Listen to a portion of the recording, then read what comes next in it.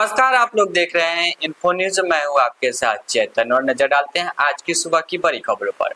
खबर में आगे बढ़ने से पहले अगर आप लोग मेरे फेसबुक, यूट्यूब या इंस्टाग्राम या ट्विटर पर देख रहे हैं तो मुझे जल्दी से फॉलो और सब्सक्राइब कर लें।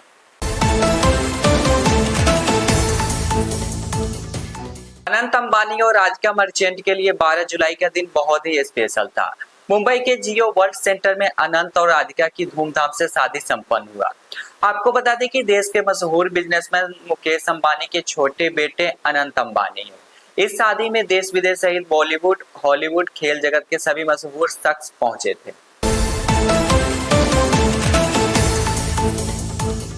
अनंत अंबानी और राधिका मर्चेंट की शादी में आरजेडी प्रमुख लालू प्रसाद यादव और उनकी पत्नी राबड़ी देवी और बेटे तेज प्रताप यादव और बेटी मीसा भारती शादी में शामिल होने के लिए मुंबई के जियो वर्ल्ड सेंटर में पहुंचते ही लालू यादव और उनके परिवारों का स्वागत अनंत के चाचा चाची अनिल अंबानी और टीना अंबानी ने हाथ जोड़कर किया।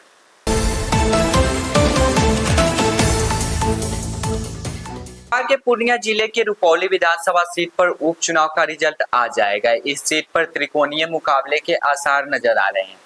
वोटों की गिनती सुबह 8 बजे से शुरू हो जाएगी। रुपौली सीट से राष्ट्रीय जनता दल से बीमा भारती, जदयू से कलाधर मंडल और निर्दलीय शंकर सिंह के बीच कांटे की टक्कर देखने को मिल सकती है।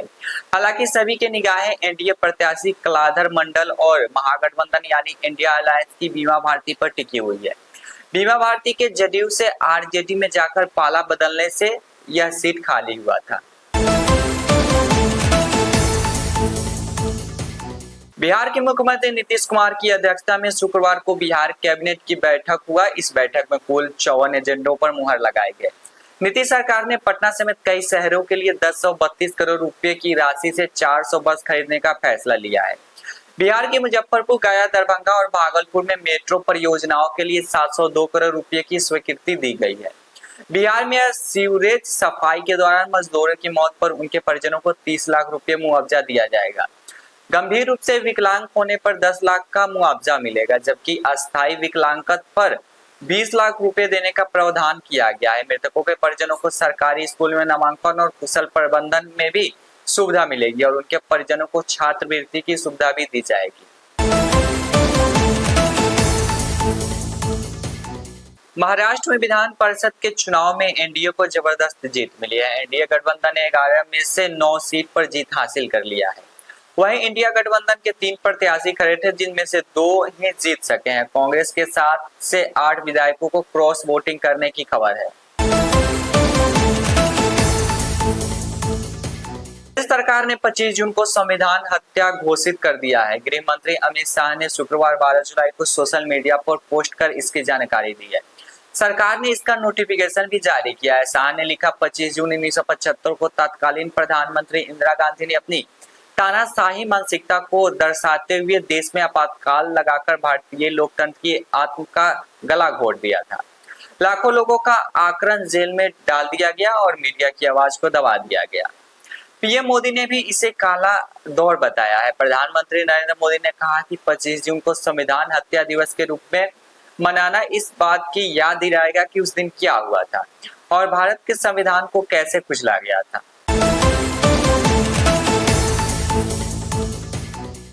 अंबानी के बेटे के शादी में लालू यादव और उनका परिवार चार्टर्ड प्लेन से मुंबई जाने को लेकर बिहार सरकार के मंत्री अशोक चौधरी ने कहा कि अच्छी बात है, बेटे की शादी हो गई है, सभी लोगों को आमंत्रित किया गया था।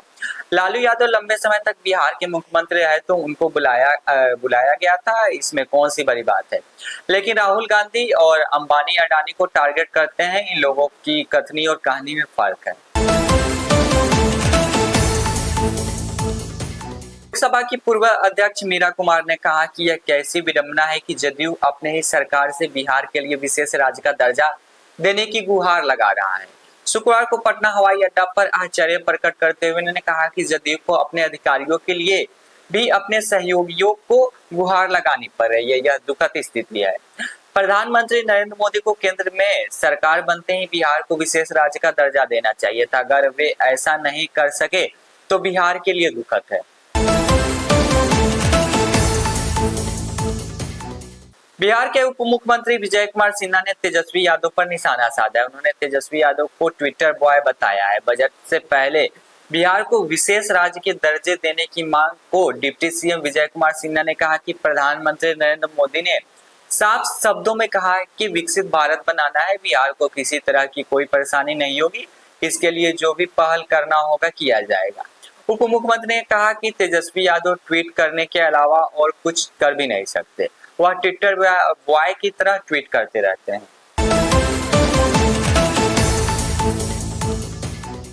पटना हाई कोर्ट ने शुक्रवार को नीट यूजी पेपर लीक मामले में आर्थिक अपराध इकाई द्वारा गिरफ्तार किए गए 13 लोगों को रिमांड सीबीआई को दे दी है। सीबीआई की टीम पूछताछ करेगी। गुरुवार को पटना की अदालत ने रॉकी उर्फ राकेश रंजन की रिमांड सीबीआई को दे दी है। राकेश संजीव का भांजा है। दरअसल सीबीआई की याचिका को विशेष मजिस्ट्रेट सीबीआई पटना ने 2 जुलाई को इस आधार पर खारिज कर दिया था कि गिरफ्तारी के बाद पहले 15 दिनों के भीतर पुलिस हिरासत की मांग करने वाली वैधानिक अवधि समाप्त हो चुकी थी। बिहार में गिर रहे पुल पुलियों पर सियासत जारी है। प्रदेश में गिर रहे पुल पुलियों को लेकर विपक्ष सरकार पर हमलावर है। तेजस्वी यादव आए दिन बिहार सरकार पर जुबानी हमला बोल रहे हैं, जिस पर आरएलएस प्रमुख उपेंद्र कुशवाहा ने शुक्रवार को पलटवार किया है और कहा है भ्रष्टाचार पर बोलते हुए उनको शर्म आनी चाहिए। बिहार उनके आरजेडी के शासनकाल में भ्रष्टाचार से त्रस्त था। अभी के लिए इतना ही। देश और दुनिया की बाकी खबरों के लिए देखते रहिए इन्फो न्यूज।